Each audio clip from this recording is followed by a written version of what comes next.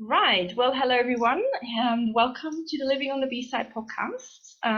This podcast is all about looking at life, business, and the world in general from a different angle, and that angle is music. And in every episode, I have invited some amazing humans that come on and chat about how music, what role it plays in their life, and how it has impacted them as well. So in this episode, I've got the amazing Casey Lightbody. Hello, Casey. How are you? Hi, Birgit. I'm well. Thank you. Thank you so much for having me. Oh, you're welcome. I love having you on here. I'm excited. Now, Casey, before we go into obviously the whole chatter and jamming out about music and all that, I want to introduce you to everyone who's watching or listening. And I've known you for, God, I think 18 months, no, 2 years, I think. Is it 2 years? Probably 2 years, Two B, I years would now. say. Yeah, yep, yep. Yeah, yeah. And yeah, I could go into all the great things you've done, but I'm just going to quickly recap who you are and what you do. So you are the CEO and founder of the Quiet Collective, which helps you or allows you to coach quiet women entrepreneurs and help them with their business and marketing strategy so that they can then go out into the world and in their quiet way create a business, a life, even a legacy if you want, or any form of impact um, for themselves and then obviously around them as well. You've also run virtual conferences, which I have attended. They're amazing, always fantastic guest speakers. We had Amy Porterfield on there, Selena Sue, Jada Selna, Jennifer Kim. I mean, the list is endless. And that's really what you do right now. I don't know if you want to go back in time what you did before. I might leave that up to you, but I think that really is what you do now, and I think that's the most important bit, isn't it? I love that, B. You couldn't have summarized it better. I couldn't have summarized it better myself. That's exactly what I do. I'm so passionate about helping introverted, quiet, sensitive women really step off the sidelines and create success on their terms, you know? So I love that you're part of the community. And yes, that's my passion. I call it my passion project because I feel like I don't go to work every day. It's a bit like you with this podcast, right? It's just something that we put on this planet to do. It's the work that we've been put on the world to do, and I love it. So thank you so much. And I'm happy to go into my backstory if you'd like, but I think that really covers the whole Yeah. meaning behind why I'm doing what I'm doing now. Yeah. Yeah, I think so. I mean, you obviously have huge of experience in life, 15 plus years and all this kind of stuff. But yeah, I think now is more important than anything. Your experience is there, you know that. People who work with you know that. But I think people who haven't met you, what you do right now is probably more important for them. So Yeah. yeah. Excellent. Now, music generally. Yes. How important is music in your life? So that's so interesting, V. And I was just sharing with you offline before we hit record, is that it prompted me to think about this more when I knew that I was coming on to be interviewed by you. And I was really thinking and reflecting back about how important music is in my life. And I went back and I'm probably showing how much of a seasoned chicken I am rather than a spring chicken. But I'm going back to the days where we had the tape decks, you know, and I used to I used to love, so I grew up in Zimbabwe, which is why the weird accent hasn't gone, but I grew up in Zimbabwe and they used to have the top 20 on a Saturday morning. And I used to love, like, I really love pop. I love jamming out and it just lifts me up, you know? And so I used to remember it came on the radio and I used to press record on the tape deck so I could actually capture the songs. And listen back to it. And so that's so when I was reflecting back, I was like, oh, music did play quite a big, you know, especially in my teen years. And then my dad always had the radio on too, and he'd listen to things like John Denver, lots of country music, Jennifer Rush, you know, back in it was that early 80s, and that was a couple of his favorite songs, you know. And so Yeah. those bring back a lot of memories too, is that in my childhood growing up to what we were listening to at home, it Mm-hmm. brings back a lot of emotion because it just reminds me of my childhood, you know. So Yeah. so now less so, I've got to say.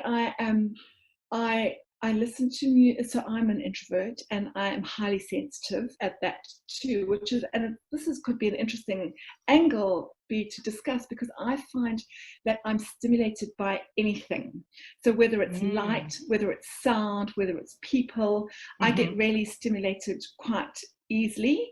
And so when I am in work mode, I work so much more productively and efficiently when there's dead silence. So I get like triggered even when there's bird noises outside or whatever it is, you know. So I'm like, I just love silence. And I live with a house full of 3 boys and a husband, so that finding that quiet time is a bit hard for me too. Can imagine. But it's funny because when I'm out, you know, if we had a party or stuff and that kind of thing, I love listening to music. And every time I get in the car, I will hit play, and I love listening to music in the car, and I'll ramp it up and, you know, choose whatever I feel like listening to in the car. So I feel like my music time's in the car, and when I'm in work mode, it's just silent. And then weekends will have background music going, you know, generally because my husband loves music too. He'll have the radio on 24/7 if he had half a chance. For him.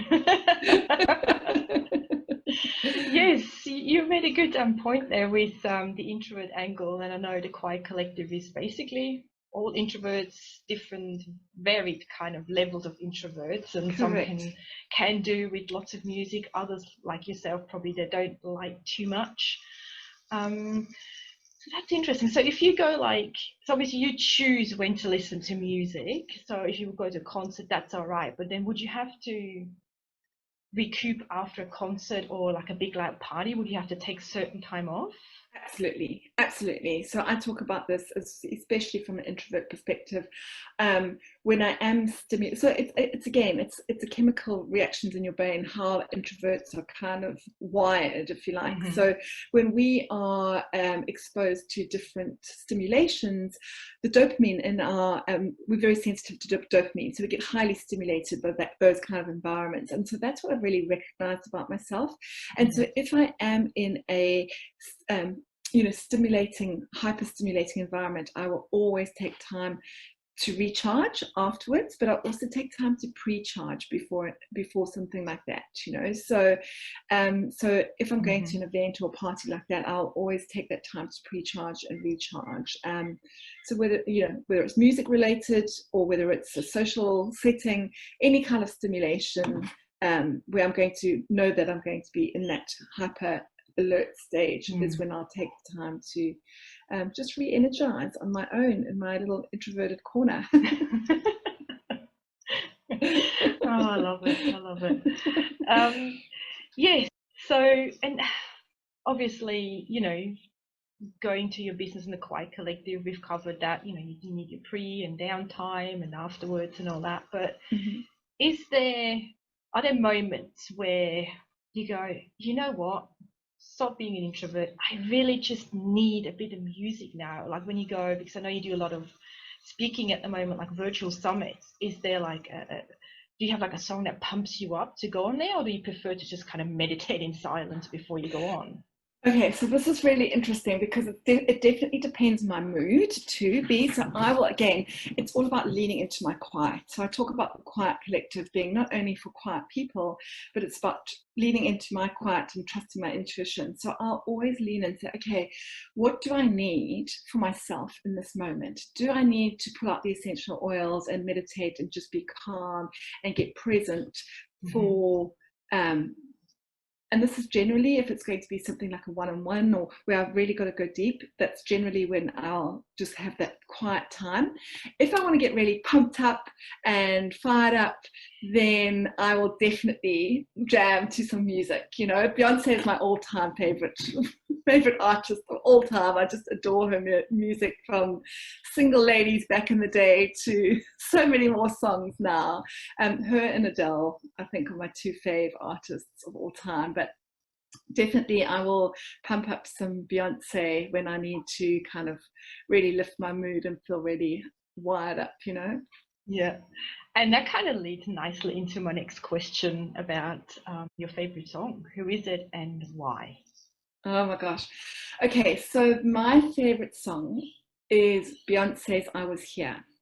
I'd never heard it before, so I knew Beyonce's music and I'd never heard the song before. And I was on, and I was trying to reflect back on when I actually heard it, and it was a webinar that I was attending probably about, I want to say 6 or 7 years ago. I can't remember specifically, but it was this coach. She was a life coach, and she was presenting a webinar, and she had actually created like a whole scene of herself, like almost lip syncing over Beyonce's song. It was incredibly inspiring. It was just like, oh my gosh, like, and just when I heard those lyrics, it was like, oh, I got goosebumps, and I just started bawling. I was like, oh my God, this woman is speaking my language. It's just incredible how moving that song was. And yeah, it was definitely a huge moment for me. And I think I shared offline, even today, I've heard that song thousands and thousands of times, and I still get moved. And even now I will get goosebumps hearing that song. So it's just something that really resonates with me. And it's just the lyrics, it's it's just everything about it. And obviously Beyonce is this amazingly powerful woman who's really stepped into her own alter ego of Sasha Fierce to really step up and show herself to the world. And of course that's exactly what I'm trying to do with my business too. So she just resonates with me as an artist, so hugely. And I was just about to say that, is that like your theme song for the Quiet Collective? Is that your aim, like just to stay as true as you can to that song and the lyrics, and to kind of embody that so everyone can follow? Not, I don't like the word follow, but can gain a bit of a glimpse of the power they have within them. Exactly. So when I heard that song, so it was before I'd actually started the Quiet Collective, but when I was considering the message, so my message, as you know, is in a gentle way, you can shake the world. Like, I love, love, love that quote from Mahatma Gandhi. I think it's so true. I believe that quiet leadership is the way of the future. And so I just love that. And so when I heard that song, and particularly the lines, I was here leaving your footprints in the sands of time, I was like, that's exactly what I would love for me to do, and what I want every single member of my community to do too, is to leave their footprints in the sand of time, And so when I hear that, I'm like, oh yes, that's become my theme song. And so now I play it. We have our virtual meetups once a week, and that's the song that I play to introduce everybody into the mission and the vision of the Quiet Collective, and it just ties in so beautifully. And hopefully it's as inspiring to other women as it is to me, because it really does inspire and motivate me to be better and do more so that I can make my impact in the world, Yeah, I just had goosebumps thinking about that song. It is very powerful, and I think what makes it even more powerful is, like you said, that Beyonce, I mean, I've known her when she was in Destiny's Child.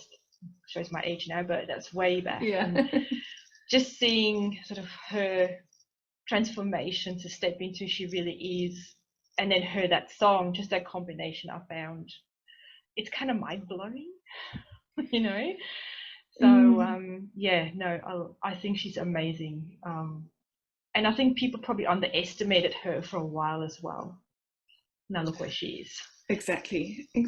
And it's all about those baby steps and stepping into your pie every day, and just, again, if you need an alter ego to allow you to step into that and be that, to live that way, I love that. I just think, why not do that, so that it can help you be more, do more, have more, until eventually you completely embody it for yourself, which is what I feel Beyonce's done. Yeah, and at the end of the day, I don't know, but I feel like if you have an alter ego, it's not something completely different from you. It's just an extension or a part of you that you can just highlight a bit more. 100%. 100%. That's exactly what I said. Because what my view is that if you can see that in someone else, you have that within you, right? So when you're creating that, you have it within you. It might just be a hidden piece in you, and it's up to you to actually find it inside of you, and to, that's exactly what I think too. Okay, well, we covered an amazing artist, obviously. but I'm sort of curious now. Do you see, when you coach other introverted or quieter women, how do you see that? Do you think music could help them maybe step out of their, I don't like shyness, or their quietness? Could that possibly be something that maybe someone who's watching or listening, could they use it as a tool to step out and be more visible, do you Oh my think? gosh, I totally think that. I think that if you could find songs that really resonate with you, just like I did with this song of Beyonce's, I Was Here, like when I really lean into that and embody it, it makes me feel invincible, you know, like it's like I can do this, you know, I can really, really do this. And um, so yes, I think if you can find songs and use them as motivators to be able to step off the sidelines, to come out of hiding, to believe in yourself more, which a lot of times, if we're talking about introversion, in the true sense of the word, where we've kind of touched on around energy management and how we actually see and process the world, that's a bit different, right? But for so many women, I feel like they hide behind the term of introversion because it is these fears, this lack of self-confidence. And so when you use music to really lean in and embody who you really are and use it as a catalyst to step up, then I think absolutely it can support you. It's the same, you know, if you think about Amy Cuddy, who has the power pose. I don't know, I can't remember her TED talk now. But anyway, she's got something called the super pose or the superwoman pose or something. And she actually says, you know, there's a certain way that you stand before a meeting, you know, it's like, yes. And you're like, dude, and you get like, woo, you know, like, look at me, you know, and it's something that actually shifts your energy. It shifts those chemicals in your brain and allows you to show up better. It's the same thing with music. I really think if you need that confidence boosts, a little bit of an injection, then finding songs that are really going to motivate you truly help with that. Yeah. When you just said that, I was sort of thinking back on like workshops I've done, or I mean, just look at someone like Tony Robbins, who music is like it seems to be such an integral part of his whole way of teaching, or whatever you want to call it. And also the workshops I've been to, I mean, I remember one where at the end of it, we literally had to do a catwalk to music. And it was in a way a bit bizarre, because that was the time when I sort of started to really understand my introversion and what level I'm at and everything. Yeah. It was bizarre because everyone was having this really good time, and there was my turn. I'm like, oh, you know, and then you just go, and then at the end you feel really good, because you've done the whole distance, and you're like, yeah, you loosened up, and you know, so yeah, I think it's I totally agree with you. It's really good if you can do that at home, because no one can see you really, so you can dance like no one's watching, right? If you get pumped up. So absolutely. And you know, you just remind me of something, because again, as you're talking about that, it's like in-person events where there's, you know, where you're going to get, and I haven't actually ever been to a Tony Robbins event, but you know, even at any kind of like conference that I've been to, where they say, oh, stand up and let's have a dance or whatever, I'm normally the shy introvert in the corner going, oh my gosh, this is so embarrassing, you know. And but actually every now and then, like once you do it, you actually, like you say, it's that energy shift. It's actually changing how you feel in that moment, you know. So if you can stretch yourself to do it, that's amazing. And I'll say this, that I then attended a 3-day event online. Oh my gosh, it was Zoom calls for 12-hour days, and it was pretty intense. And the organizer, the host, actually had us all on screens. We all had to turn our videos on and have these kind of dance parties in between sessions. And honestly, we needed it. Like at the end, like if you've been sitting in front of a computer screen for that amount of time, like, and I felt way less self-conscious being behind videos like a computer screen. I was like, I'm in my home office, who cares, you know? And so that it really helped for sure, with having, again, that shift in energy and just being able to reset after every session, because it was so long. It was such a long event, you know. So 12 hours. Oh my god! I think my poor one will be sore as anything. Unless you have a standing desk, then you will probably be all right, especially for the dancing as well. Yeah, exactly. Right. I love the conversation about the introversion, and sometimes I do feel like you said, it can be a bit of an excuse in a way. So yeah, if you can use the music to sort of shake yourself up a bit and put that introversion bit to one side if possible, I think that would be amazing, because I think if it loosens your body, you're probably a bit looser in your mind, and you might don't take things so seriously, and yourself as well. So I think that's a really good tip for anyone that feels they're on the introvert spectrum, I think. Yeah, and I think and as you're saying that, the other point that I'd like to make there is that when you do find those kind of songs, so like I was here for me, it's like when I lean into that vision of what I want and what is possible, and because those words resonate so much with me, it's almost like any of those fears become less than what it is that I really want to create in the world, you know. And so from an introversion perspective, if you're leaning on it from a lack of self-confidence, self-worth perspective, then actually like I said, finding those songs that you're like, okay, that is my vision. When I can lean into that to know that that's true for me, then it becomes a huge motivator too. Yeah, and that is really funny, because on another episode I've done, it's so funny, we actually came to the same point about if you have a vision for yourself, for your life, for your business, and you can match that up with a certain song, it keeps it alive. It's not getting stagnant. It keeps it going. So, and you then get going. So that might be a really good takeaway. Again, that if you have a certain goal or a vision, then maybe try to find a matching song that you can play every time you feel like you're slipping a bit away from it. So that seems to be a bit of I love that. Really good advice. That ticks my boxes for sure, you know, because that's what happens to me every time I hear that song. I'm like, let's go. Yes. Yeah, and I just thought about, and I remember there was a post about it as well, which obviously people who are watching it or hearing it, they haven't seen that, but there was this talk about a playlist for the Quiet Collective. That would be really interesting to see what kind of songs will come on there, because yeah, what would introverts pick to be sort of the theme song for a community of introverts? So that will be, I think that's something maybe someone can think about who's watching it or listening, or we might have to think about it. So yeah, I'll be curious to see what would be on there. Definitely Beyonce, I suppose. Lots of female artists, I think.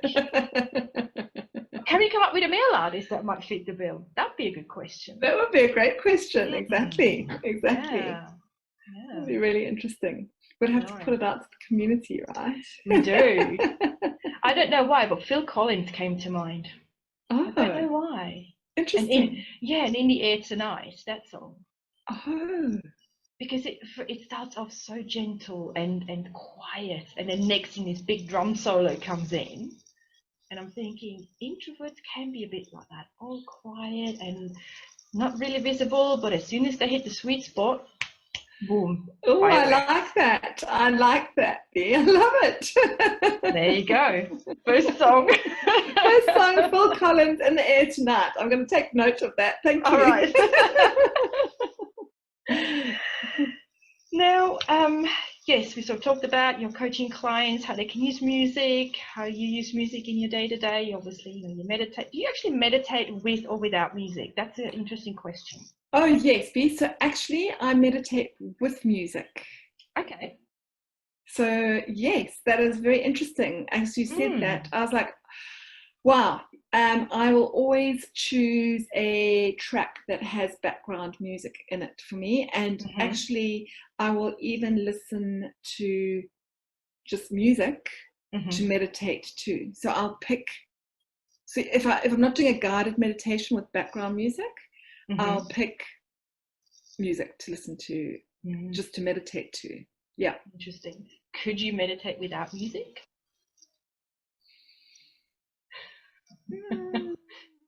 So I'm just trying to think if I have. And I have had one particular session that comes to mind, Yeah. which I think I've shared with you, which is where I did a 4-hour stint Right. meditating, and that was a game changer for me, and that was in pure silence. Mm-hmm. And it was pretty monumental, the downloads and the breakthroughs that I had as a result of that session. So I'm not sure how else to answer that, because in general I will always listen to meditations with background music, because I find it easier to switch off, I think, probably would be my answer to that. Yeah. Whereas when I did that big session, I was very present and mindful of my intention behind why I was doing that, Right. Yeah, I can just see that there might be benefits to both. Interesting. All right, well, we've covered quite a bit and I loved it. I just find it so fascinating how every person kind of has their own reasons and tastes, and it really, I find it so fascinating. I cannot tell you enough. But I always finish off an interview with one question, and that is, if you would have to describe your business with one song, which one would that be and why? Oh my gosh. Okay, so my choice would be This Is Me, Kesha, The Greatest Showman, because I just love that. It's been a journey of self-development as I've stepped up and out and into my business. And I really am at the stage in my life as a seasoned chicken to really stop and just accept me for who I am. And so it's just all about actually embracing all the flaws and all the life lessons and the light and the shadows of my life to really step in and be who I am today. So that's really what those lyrics really resonate with me around that and the time that I'm, where I am in my life and my business now to be. Wonderful. Love that song. Goosebump moment again. All right. Well, thanks so much for coming on. I don't know if you have anything else you would like to add, anything comes to mind, but I thought that was really cool, really interesting. This has been a really, really fun conversation, not something that I'm usually not used to talking about. So it's been a really, really fun conversation, Ben. I just adore what you're doing. I think it's a fascinating take on how to do life and business, and I can't emphasize how much I love the idea and everything that you're doing behind this. So thank you for bringing it to life. Thank you for coming on. All right, well, that's it for this episode. Thanks for watching, tuning in, and I'll be back with another episode of the Living on the B-Side podcast very soon. Thanks for watching and talk to you soon. Bye.